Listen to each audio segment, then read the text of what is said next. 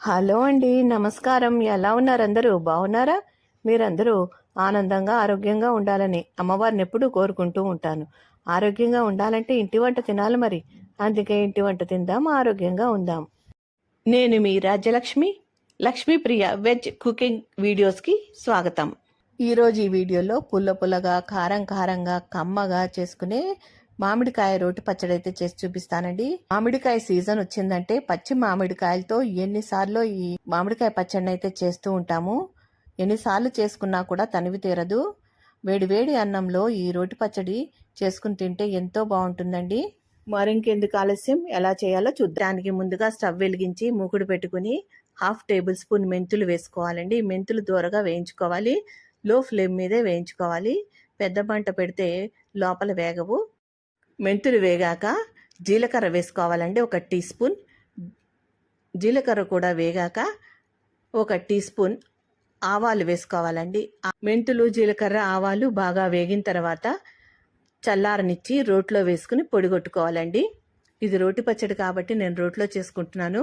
మీ దగ్గర రోలు అవైలబుల్ లేకపోతే మిక్సీలోనే చేసుకోండి. ఈ రోట్లో చేసే పచ్చడికి చాలా రుచి ఉంటుందండి, మనం మిక్సీలో చేసే దానికంటే కూడా. అలాగే మామిడికాయల సీజన్లో మామిడికాయలు పచ్చడి ఎన్నోసార్లు చేస్తూ ఉంటాం, ఎన్నో రకాలుగా తింటూ ఉంటాం. ఒక పక్క ఎండ మండిపోతున్నా కూడా, చెమటలు కారిపోతున్నా ఇలాగే కారం కారంగా ఈ సమ్మర్లో తింటూ ఉంటాం.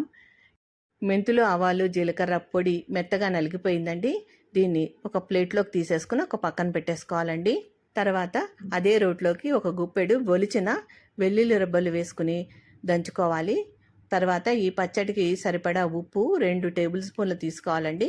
అది కొద్దిగా వేసుకుని కొన్ని మామిడికాయ ముక్కలు వేసుకుని దంచుతూ ఉండాలి. నేను ఇక్కడ 2 మీడియం సైజు మామిడికాయలు తీసుకున్నాను. తొక్క తీయకుండానే రఫ్గా ముక్కలు చేసుకున్నానండి. మరి ఒకే సైజులో చేయాల్సిన అవసరం లేదు, ఇవి ఎలాగో దంచుతాం కనుక. అలాగే రాళ్ళుప్పుని తీసుకోవాలండి. నేను ఇక్కడ కల్లుప్పు పొడి చేసి పెట్టుకున్నాను, ఆ పొడి వేసుకుంటున్నాను. ఒక టేబుల్ స్పూన్ ఉప్పు అయితే తీసుకున్నాను. అలాగే 2 టేబుల్ స్పూన్ల కారం తీసుకున్నానండి. కారము, ఉప్పు, మామిడికాయ ముక్కలు వేస్తూ మెత్తగా దంచుకోవాలి. ఈ మామిడికాయలు చాలా పుల్లగా ఉన్నాయండి, అందుకే కారం సరిపోతుంది. మీకు మీ కారానికి తగ్గట్టుగా కారము, ఉప్పు వేసుకోండి. ఈ విధంగా దంచుకోవాలండి. నేను ఇక్కడ బాగా మెత్తగా దంచుకోలేదు, అక్కడ ముక్కలు తగిలేటట్టు దంచుకున్నాను. మీరు మిక్సీలో దంచుకునేటట్టయితే పల్స్ మోడ్లో ఆన్ ఆఫ్ చేసుకుంటూ మిక్సీ చేసుకోండి, లేదంటే బాగా పేస్ట్ అయిపోతుంది. చూడండి, అక్కడక్కడ ముక్కలు తగులుతున్నాయి. అలా ఉంటే పంటికి తగులుతూ తినేటప్పుడు చాలా రుచిగా ఉంటుంది పచ్చడి.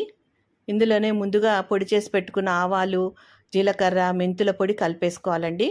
కలిపేసి ఒక గిన్నెలోకి తీసి పెట్టేసుకోవాలి. తర్వాత దీనికి తాలింపు పెట్టుకోవాలి.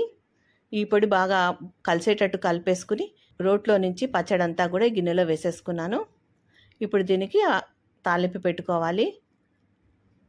ఒక 3 పెద్ద టేబుల్ స్పూన్ల ఆయిల్ వేసుకుని ఆవాలు, జీలకర్ర, పచ్చిశనగపప్పు 1 టేబుల్ స్పూను, మినప్పప్పు 1 టేబుల్ స్పూను, అలాగే 2-3 ఎండుమిరపకాయలు, ఒక గుప్పెడు వెల్లుల్లి రెబ్బలు కచ్చాబచ్చాగా దంచుకున్నవి, అలాగే కరివేపాకు వేసి వేయించుకోవాలండి. ఒక 1/2 టేబుల్ స్పూన్ ఇంగు కూడా వేసుకుంటున్నాను. పోపు వేగిన తర్వాత ఈ పచ్చడంతా కూడా పోపులో వేసి కలిపేసుకోవాలండి. స్టవ్ ఆపేసి ఆ వేడిగా ఉన్నప్పుడే ఆ నూనెలో కలిపేసుకోవాలి. ఈ రోటి పచ్చడిలో పోపు అంతా బాగా కలిసేటట్టు కలుపుకొని సర్వింగ్ బౌల్లోకి తీసేసుకోవాలండి. అంతే అండి. కమ్మగా, పుల్లగా, కారంగా రుచిగా ఉండే ఈ రోటి పచ్చడి మీరు కూడా ఒకసారి ట్రై చేయండి. చూస్తుంటే నోరు ఊరుతుంది కదండి, నాకైతే అలాగే అనిపిస్తుంది. మీకు ఎలా అనిపించిందో కామెంట్స్లో చెప్పండి. ఈ పచ్చడి మీకు నచ్చితే తప్పకుండా లైక్ అయితే ఇవ్వండి. అలాగే మీ బంధుమిత్రులకి షేర్ చేయండి. మా వీడియోని మొదటిసారి చూస్తున్నట్లయితే తప్పకుండా సబ్స్క్రైబ్ చేసుకోండి. అప్పుడే మేము చేసే వీడియోలు మీకు నోటిఫికేషన్ రూపంలో వస్తాయి. మా వీడియోల్ని మీరు మిస్ కాకుండా చూడగలుగుతారు. ఉంటానండి. మరో మంచి వీడియోతో మళ్ళీ కలుస్తాను. నమస్కారం. Thank you for watching.